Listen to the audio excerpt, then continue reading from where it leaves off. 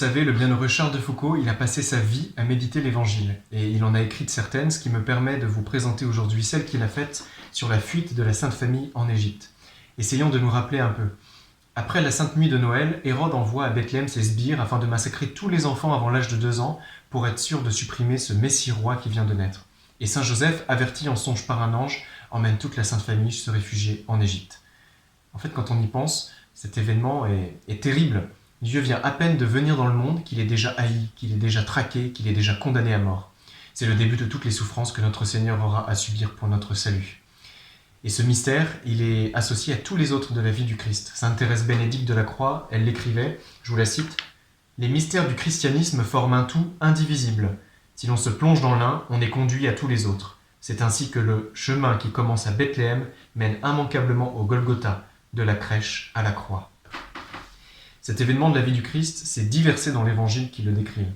Et Charles de Foucauld, de ces 10 versets, il va faire une méditation pour plus d'1 mois. Pendant plus d'1 mois, il a médité ces 10 versets. Et toute cette méditation, elle est dominée par un mouvement qui est celui de l'adoration. Charles de Foucauld, il veut méditer pour adorer. Et il veut se glisser dans l'adoration de la Sainte Vierge et de Saint Joseph.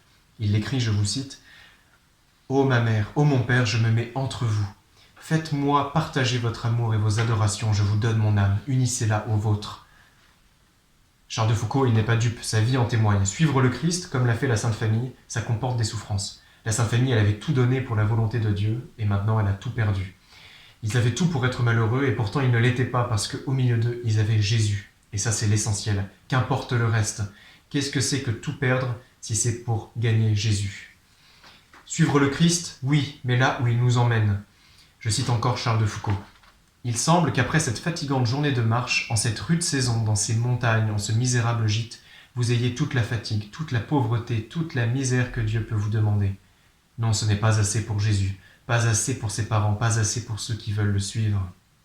On a l'impression un peu en lisant ces méditations que Charles de Foucauld, il décrit en fait ce qu'il endure lui-même. Ces journées, elles étaient très rudes, la vie du désert, c'était une vie rude. Et c'est pour ça qu'il médite aussi longuement la fuite en Égypte. Cette vie d'exilé dans le désert, c'est la sienne.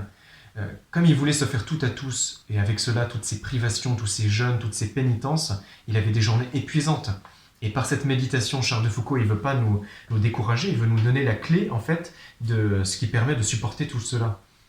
Ce qui donne la force à un pèlerin lorsqu'il veut abandonner en chemin, c'est de penser au but de son pèlerinage. Eh bien, nous, dans toutes nos souffrances, dans toutes les peines que nous endurons dans notre vie, dans ce pèlerinage terrestre que nous vivons, et particulièrement dans ce carême, si nous pensons à la fin pour laquelle on l'a fait, eh bien, on pourra beaucoup mieux les supporter. Et la fin de notre vie, c'est Jésus. Prenons une balance et mettons sur l'un des côtés toutes les souffrances de notre vie et sur l'autre l'amour de Dieu. Eh bien, toutes nos souffrances seront élevées. La Sainte Vierge et Saint Joseph, ils devaient endurer beaucoup de peine pendant cette fuite en Égypte, mais ils conservaient la même paix, le même bonheur qui était d'avoir au creux de leurs bras l'Emmanuel, ce qui veut dire vraiment Dieu avec nous. Alors pour nous-mêmes, dans toutes nos souffrances, faisons comme Charles de Foucauld, un acte d'adoration de Dieu. À Noël, Jésus nous a emmenés dans la joie et la lumière de Bethléem. Et là, c'est facile de le suivre.